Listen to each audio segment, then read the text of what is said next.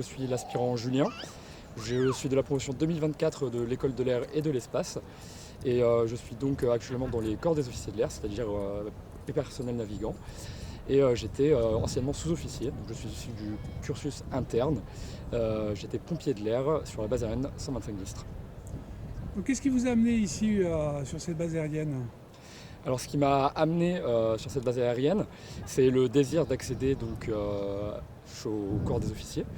Je voulais accéder au corps des officiers pour prendre plus de responsabilités. C'était un désir que j'avais depuis quelques années, puisque finalement, au cours de mes années de sous-off, je me suis rendu compte que les responsabilités, c'était quelque chose qui m'intéressait, le commandement également, et ça m'a donné envie de passer le concours interne pour devenir par la suite officier. Alors, qu'est-ce qu'a représenté cette journée pour vous? Alors la présentation au drapeau, c'est une étape très importante pour les officiers, notamment de la promotion 2024 de l'école de l'air et de l'espace. Tout simplement parce que ça scelle une période bloquée d'environ 2 mois, au cours de laquelle on a été énormément sollicité physiquement, mentalement également. C'était une période essentiellement militaire et ça scelle vraiment notre passage de la vie de sous-officier à la vie d'officier, notamment via la remise du poignard qui s'est réalisée il y a 2 jours.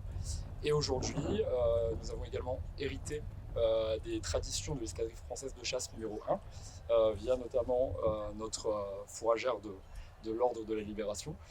Et c'est donc une immense fierté pour moi d'avoir pu assister à cette journée.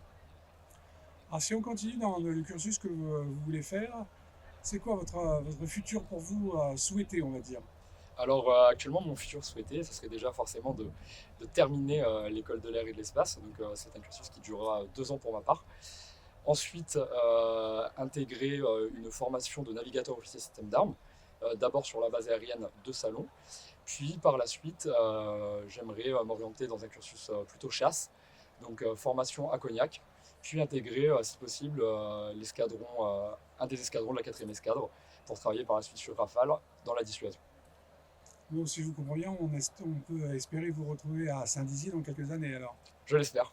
Donc dans les forces aériennes stratégiques alors.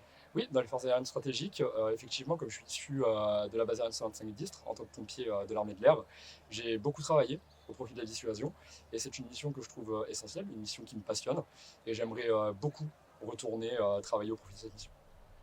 Bah, écoutez, on va vous souhaiter une bonne continuation, un grand bravo déjà pour ce que vous avez fait et une pleine réussite dans les futures années qui suivent.